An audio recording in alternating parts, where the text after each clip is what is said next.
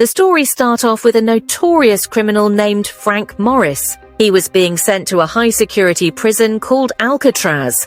Alcatraz prison was built on an island in the middle of the sea from which no prisoner had ever escaped.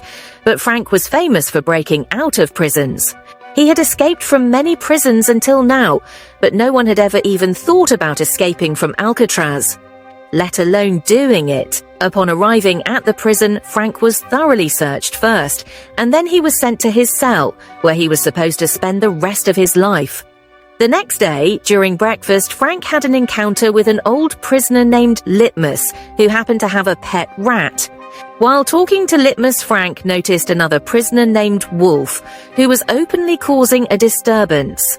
But Frank ignored him and continued his conversation with Litmus, Canoise. A little while later, he was called to the warden's office for a briefing. The warden threatened him, saying not to try to escape, because many like him had come and gone, but no one had ever escaped.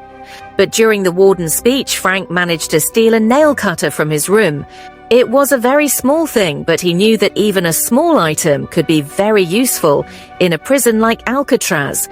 So Frank hid the nail cutter inside a Bible as soon as he returned to his cell. A little while later, during a group shower, Wolf approached Frank again and started teasing him. But this time Frank wasn't in the mood to ignore him. He caught Wolf and started beating him. And this behavior established his reputation inside the prison, after which no one messed with him unnecessarily.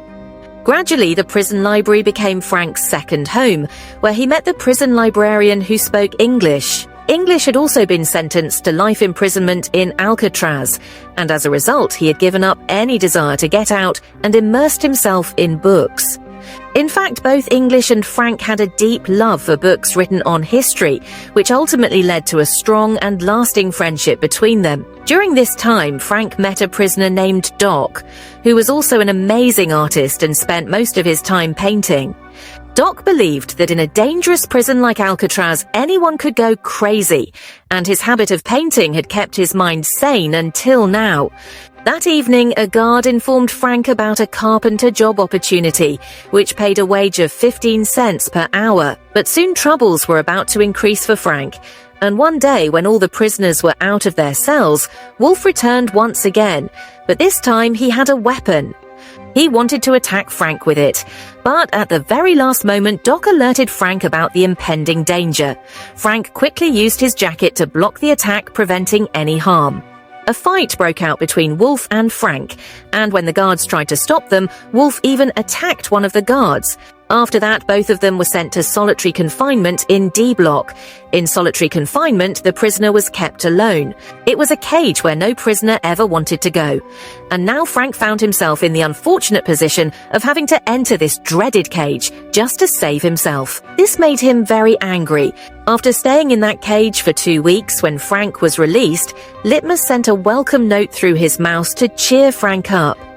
After coming back, Frank also became friends with his neighbor Charlie, who was serving a sentence for a big robbery there. Charlie told Frank that he regretted crossing the border to escape because this mistake made his crime even bigger. The next day, the warden decided to tour the prison without telling anyone. When he saw his picture in the prisoner's cell, he initially liked it very much. But the very next moment, he ordered all the paintings made by Dog to be removed from the prison. This decision completely shattered Dog from within, as Dog was surviving solely through his paintings. He loved every painting he made. Frank tried to explain to the Dog 1,000 times, "It's okay, brother, just panting. Now we have to live here, right?" But Dog couldn't get over this shock, and one day during a shift, Dog's 3 fingers got cut off, which was a kind of rebellion against the warden. As soon as this happened, the guards immediately sent a message to call the doctors. And on the other hand, Frank stood quietly and just watched Dog. That night, when Frank was sitting in his cell, he noticed a cockroach coming out of the vent. Seeing this, Frank realized that maybe this vent was a way to a door leading outside. Then English told him that the warden had actually removed all of the Dog's paintings because he didn't like his own picture. The next time, during a meal, Frank met 2 brothers named John and Clarence, who recognized him from a previous prison meeting. During their conversation, they were talking about Alcatraz, how it was impossible to escape from this prison because it was surrounded by water on all sides. According to them, they would have to spend their entire lives here. But this conversation planted a new idea in Frank's mind, and now Frank wanted to make history. He wanted to be the first person to escape from this prison. That night, Frank started scraping the cement around the grill in his room with the nail cutter he had stolen from the warden's room. As soon as he heard the guard's footsteps, he would hide the nail cutter in the Bible and pretend to read it so that no one would suspect him. Over time, his hard work began to pay off, and gradually the cement around the grill started to weaken. When English and Charlie went to meet their families, English was quite hesitant to talk to his daughter because she had grown up a lot during his absence, and he deeply regretted not being able to witness her childhood. He felt a pang of sorrow for missing out on so many precious moments. Meanwhile, during his meeting with his wife, Charlie learned about his elderly mother's deteriorating health, and according to the doctor, Charlie's mother only had a few months left to live. This made Charlie want to escape from Alcatraz. The next morning during breakfast, Frank presented his escape plan to John and Charlie. According to Frank, the salt water and air had weakened the prison building, allowing them to scrape off the cement and remove the ventilation grills. After that, they would reach the pipelines through those grills and escape from there. But the question remained, how would they cross the sea after escaping from the prison? To this, Frank responded by explaining that Clarence worked in the prison's clothing department, which allowed him to steal raincoats and some rubber cement bit by bit over time. With all this, I know how to make a lifeboat and life jackets. Trust in me. Everyone liked Frank's plan, and they all decided to work together on it as a team. That night, as usual, Frank was busy scraping off the cement in his cell, and this time Charlie was with him, keeping a watchful eye out from his own cell to ensure that no guard discovered their plan. Frank's work was progressing steadily, but the nail cutter he was using was quite small, making the task very time-consuming and labor-intensive. The nail cutter wasn't very sharp either, so he had to apply a lot of force. As a result, Frank's hands were getting quite injured, which was troubling him a lot. That's why the next morning he told everyone about this problem, and according to them, they needed a bigger and more powerful weapon. That's when Frank noticed his spoon and immediately dirtied it by rubbing it on his shoe. After making sure it was sufficiently dirty, he then called the guard over and complained loudly about the dirty spoon. The others supported him and requested the guard to change the spoon. The guard didn't see anything wrong with this request and easily agreed to change their spoons without any hesitation. But as soon as they went to the front desk to change the spoons, John cleverly distracted the guard stationed there, allowing Frank to discreetly slip an extra spoon into his pocket. But that wasn't enough for him, so he exchanged his 20 days' worth of sweets with litmus to collect other items. Frank then combined the spoon with the nail cutter and a coin to create a new tool, which ultimately proved to be much more effective than the original nail cutter. That night, as Frank was quickly scraping off the cement, a guard came by which Charlie didn't notice. But fortunately, at the last moment, English intervened, distracted the guard, and the plan succeeded.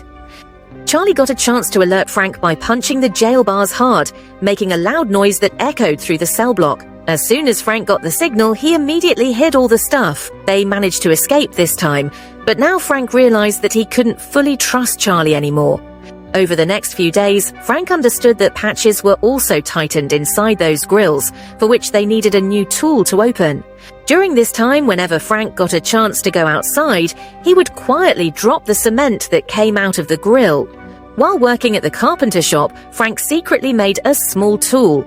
However, in order to get it out of the shop without being detected, he had to find a way to avoid the metal detector.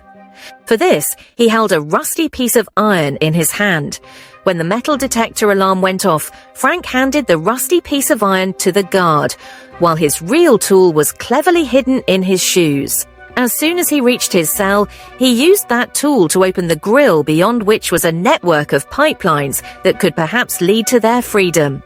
But Frank knew they needed even more solid planning, so they decided to make fake heads to trick the guards.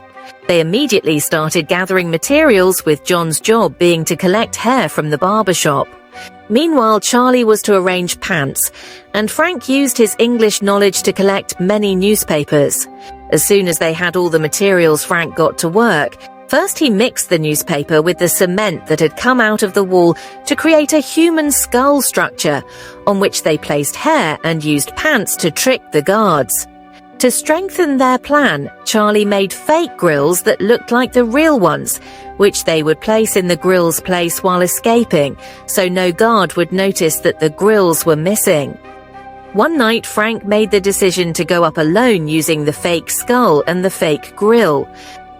But after reaching the top of the pipeline, Frank saw an iron door which he couldn't reach alone, and just then a guard was making rounds of all the cells. When he reached Frank's cell, he became suspicious, but despite this, they somehow managed to escape. However, they realized that their plan needed some changes. The next morning, Frank and Charlie discussed the incident from the previous night, and by then, John and Clarence had also made their fake heads. After that, everyone decided to move forward with the same plan. That night, John and Charlie went to the iron door once again, and with each other's help, managed to reach the door. As soon as they grabbed hold of the door, they realized they could cut through it, but they needed some advanced tools for that. The next day, during their music class, Charlie noticed an old fan sitting in the corner of the room. He thought they could use it as a useful tool for their project, so he decided to trade all his sweets with Litmus in exchange for the old fan. To get the fan out of the class, Charlie put it in an instrument box, which helped them get out easily. As soon as Frank got his hands on the fan, he immediately started turning it into a tool. After that, they went back to the iron door, and this time with the help of their new tool, they cut through the door. Meanwhile, they made quite a noise which eventually reached the guards. However, the guards ignored it without thinking much about it. On the other hand, Frank and his companions had made their way, and they decided to escape from the world's most secure prison on Tuesday night. But on Tuesday morning during breakfast, Frank placed a flower on the table in memory of Doc, which the warden immediately noticed and crushed the flower, reminding Frank of the prison rules.